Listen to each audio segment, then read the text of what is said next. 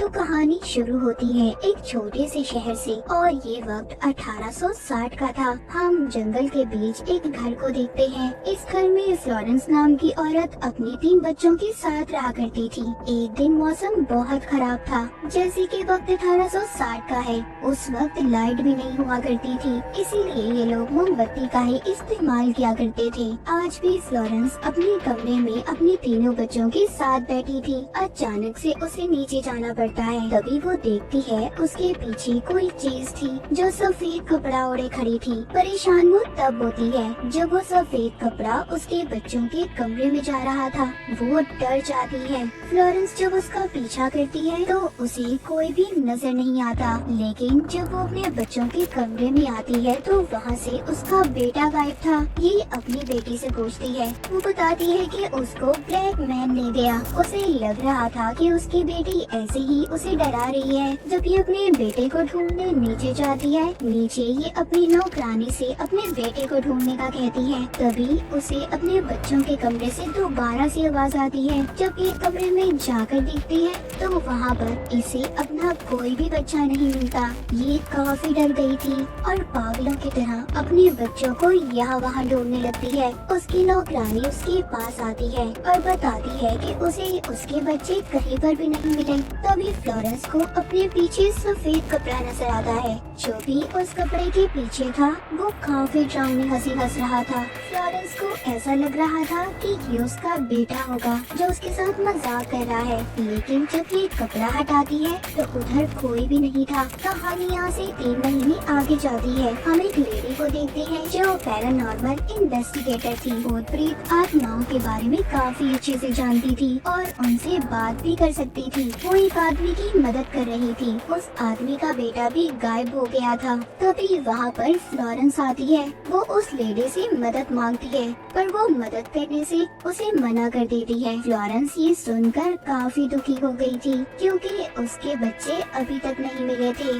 हम वहाँ पर एक और लेडी को देखते हैं जिसका नाम कैली था। वो भी एक पैरानॉर्मल इन्वेस्टिगेटर थी, पर उसके तरीके कुछ अलग थे। वो फ्लोरेंस से पूछती है कि वो क्यों आई है, तो वो बताती है कि 3 महीने पहले मेरे बच्चे गायब हो गए थे और अब मुझे लगता है कि मेरे घर में कोई साया किसी आदमी की आत्मा है और उसका नाम नर्सरी मैन बताती है। वो बताती है कि मेरे बच्चे उस साय को किसी नाम से बुलाते थे। जब उन्होंने मुझे बताया तो मैंने अपने बच्चों की बातों पर यकीन नहीं किया, मगर अब मुझे यकीन हो चुका है कि वो आत्मा मेरे बच्चों को अपने साथ लेकर गई है। न जाने मुझे क्यों ऐसा लगता है मेरे बच्चे अभी भी जिंदा हैं, क्योंकि एक अजीब डरावनी हंसी के साथ साथ मुझे मेरे बच्चों की हंसी भी सुनाई देती है और मुझे अपनी छोटी बेटी के रोने की आवाज भी। ये सुनकर कैली उसकी मदद करने के लिए तैयार हो गई थी। अगले दिन ये उसके घर जाती है। फ्लोरेंस ने अपने घर के सारे शीशे कपड़े से ढके हुए थे क्योंकि वो आत्मा उसे शीशे में नजर आती थी। कैली वहाँ से जब एक शीशे से कपड़ा हटाकर देखती है तो उसे कुछ भी नजर नहीं आता। यहाँ पर हमें पता चलता है कि ये घर फ्लोरेंस के हस्बैंड का खानदानी घर था और कुछ सालों पहले इसके हस्बैंड की भी मौत हो गई थी। कैली उससे पूछती है कि तुम्हें अपने बच्चों की आवाज कहाँ पर सबसे ज्यादा सुनाई देती है। वो उसको बच्चों के कमरे के बारे में बताती है। कैली यहाँ पर अपने डॉसिंग रॉड निकालती है। ये वो रॉड थे जिनकी मदद से आत्माओं से बात कर सकते थे। कैली जब बच्चों के कमरे में आती है तो उसे महसूस होता है जैसे उसे किसी ने थप्पड़ मारा हो। कैली फ्लोरेंस के बच्चों से कहती है, क्या तुम लोग इधर हो?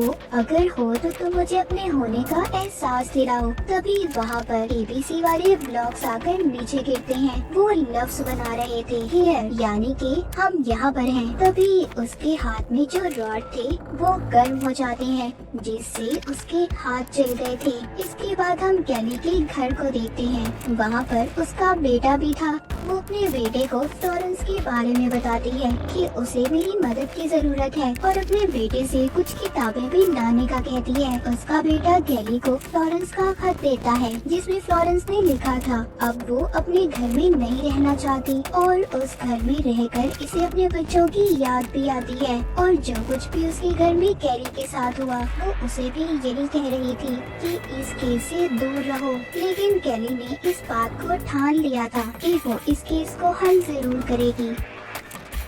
वो एक हफ्ते बाद उसी घर में शिफ्ट हो जाती है और फिर वो घर के सभी शीशों पर से कपड़ा हटा देती है। अब वो शीशे के सामने खड़े होकर बगैर आंखें झपके देखने लगती है। यहीं पर कैली पहले तो बच्चों के कमरे के बाहर होली पाउडर डाल देती है, जिससे कोई भी आत्मा अगर इस कमरे में होगी वो बाहर नहीं जा पाएगी। इसके साथ साथ वो 3-4 घंटियां भी लगा देती है। अब वो उस शीशे वाले तरीके को पूरा करने के लिए एक किताब पढ़ती है ताकि वो दूसरी दुनिया में झांक पाए।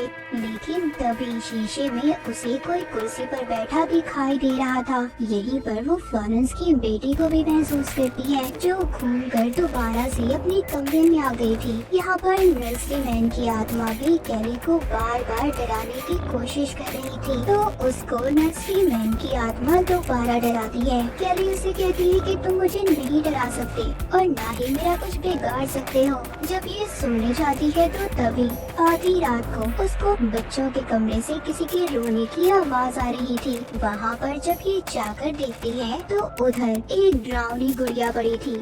अगले दिन कैली जब शीशे के सामने अपनी गर्दन को देखती है, उस पर अजीब से निशान थे और वहाँ पर ब्लॉक्स भी पड़े थे जिनसे लिखा था आई कैन, मैं कर सकता हूँ। जिसके बाद कैली बच्चों के कमरे के बाहर अब कुछ कॉइन्स सिक्कों को भी रख देती है ताकि वो आत्मा उसे कोई नुकसान न पहुँचा पाए। उसको नर्सरी मैन की बनाई हुई एक ड्राइंग भी मिलती है जिसके पीछे ए लिखा हुआ था। एक दिन कैली का बेटा उसे खत भेजता है क्योंकि उसे एक बुरी औरत के बारे में पता चला था जो काफी वक्त पहले इसी घर में रहा करती थी, जो अब फ्लोरेंस का था। इसीलिए अपने बेटे के बताने पर कैली उस बुरी औरत से मिलने जाती है। वो बुरी औरत उसे बताती है कि मैंने उस घर में किसी की आत्मा को महसूस किया है और कई बार शीशे में भी देखा है। इस बात को 70 साल हो गए हैं, पर आज भी मुझे उस आत्मा से डर लगता है। वो औरत बताती है इसी आत्मा ने मेरे भाई को भी गायब कर दिया था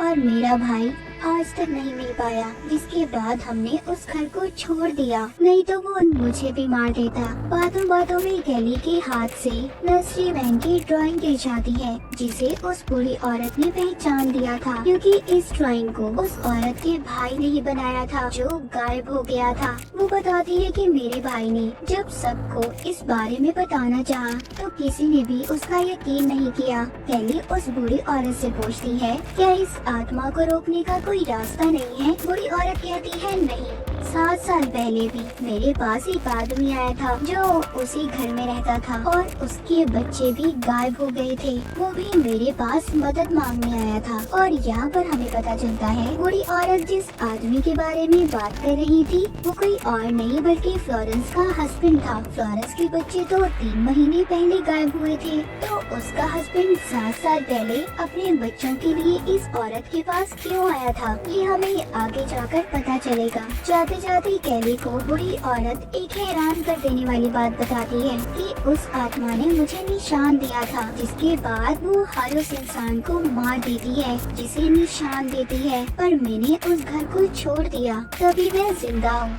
जब कैली उसे अपना निशान दिखाती है तो वो बुरी औरत कहती है तुम्हें जल्दी उस घर को छोड़ना होगा, तुम्हारी जान को खतरा है। पर कैली उस बुरी औरत की नहीं सुनती और चली जाती है। वो अब फ्लोरेंस के पास आ गई थी, उसे सब बता देती है जो बुरी औरत ने उसे बताया था। फ्लोरेंस सब बातें सुनकर अपने आप को बुरा भला कह रही थी क्योंकि उसने अपने बच्चों की बात पर यकीन नहीं किया था, हालांकि उसके बच्चों ने उसे बताया भी था। कैली जब उससे उसके हस्बैंड की मौत की वजह पूछती है तो वो बताती है कि उस आत्मा ने मेरे हस्बैंड को एक निशान दिया था जिसके बाद वो मर गया और मुझे भी बिल्कुल वैसा ही निशान दिया है, इसीलिए मैंने उस घर को छोड़ दिया। ये सुनकर कैली वापस से अपने घर आ गई थी क्योंकि उसने अपने बेटे से कुछ किताबें मंगवाई थी जो किसी और ने नहीं बल्कि फ्लोरेंस के हस्बैंड ने लिखी थी क्योंकि वो यूनिवर्सिटी में पढ़ाया करता था। कैली का बेटा डार्कवुड हाउस की बहुत सारी किताबें लेकर आता है। सारी रात कैली और उसका बेटा उन किताबों को पढ़ते हैं मगर उन्हें कुछ भी नहीं मिलता। तभी कैली के बेटे को महसूस होता है कि जैसे उसके कंधे पर किसी ने हाथ रखा हो। उसे बहुत डर लगता है और इसी डर की वजह से वो वहाँ से चला जाता है। असल सच्चाई कैली को तब पता चलती है जब वो वहाँ पर फ्लोरेंस के हस्बैंड की लिखी हुई किताब पढ़ती है। फ्लोरेंस का हस्बैंड बचपन से ही उसी घर में रहा करता था। वो आत्मा उसको बचपन में भी डराया करती थी, मगर जब वो बड़ा हुआ और उसकी शादी हुई तो वो आत्मा यानी कि जिसको नर्सी मैन भी कहते थे, उसने उसके बच्चों को गायब कर दिया। फ्लोरेंस के हस्बैंड ने फिर दूसरी शादी की जिससे उसके पास 2 बच्चे थे। इस बार फ्लोरेंस का हस्बैंड उस आत्मा का सामना करने के लिए तैयार था, मगर इस बार भी उसके बच्चे गायब हो गए। फिर उसने फ्लोरेंस से शादी की यानी कि फ्लोरेंस उसकी तीसरी बेबी थी। इस बार भी वो उस आत्मा का मुकाबला करने के लिए तैयार था, मगर इससे पहले वो खुद ही मर गया और फिर फ्लोरेंस के बच्चे गायब हो गए। कैली ये सब जानने के बाद बच्चों के कमरे में जाती है जहाँ पर वो नर्सरी मैन की आत्मा आकर उसे दोबारा से डरा रही थी। जब ये सब बातें जाकर कैली फ्लोरेंस को बताती है तो वो बहुत रोती है और काबू में भी नहीं रहती।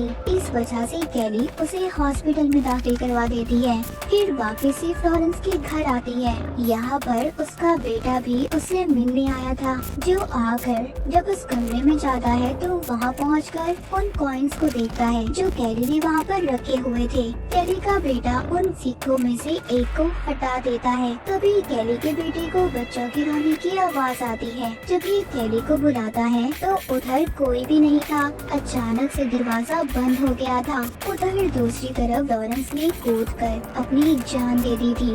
कैली अब दोबारा से फ्लोरेंस के घर आती है और उस आत्मा को चैलेंज करती है कि तुम मुझे नहीं डरा सकते, और घर के सभी शीशों को तोड़ देती है। जिसके बाद वो उस आत्मा से कहती है, मेरे बेटे को छोड़ दो, अगर तुम्हें ले जाना है तो मुझे साथ ले जाओ। जब ये ढूंढती है तो इसे इसका बेटा मिल गया था। ये अब उसको लेकर अपने घर आ जाती है जहाँ पर उसको एक किताब मिलती है जिसमें उसे पता चलता है कि पहले जमाने में लोग एक जादू करते थे। तो कैली यहाँ पर तरीका पढ़ती है, अगर उस इंसान की हड्डियों को निकाल कर होली कर यानी पाक कर उसे जमीन में दबा दिया जाए तो वो आत्मा आजाद हो जाएगी। ये जानने के बाद कैली अब दोबारा से फ्लोरेंस के घर में जाती है। कैली को ढूंढने पर वो निशान मिल गया था।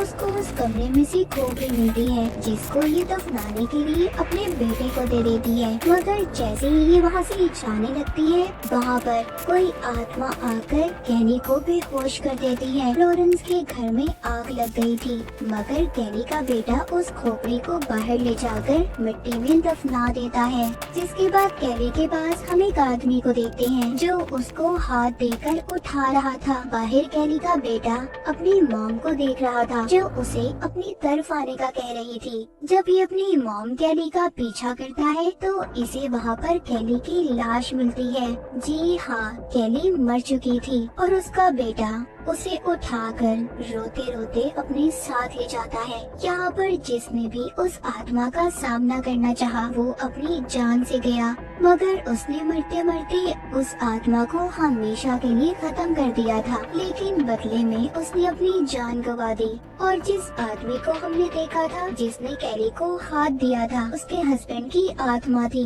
जो कैली को अपने साथ लेने आई थी। और इसी के साथ ये कहानी यहीं पर खत्म हो जाती।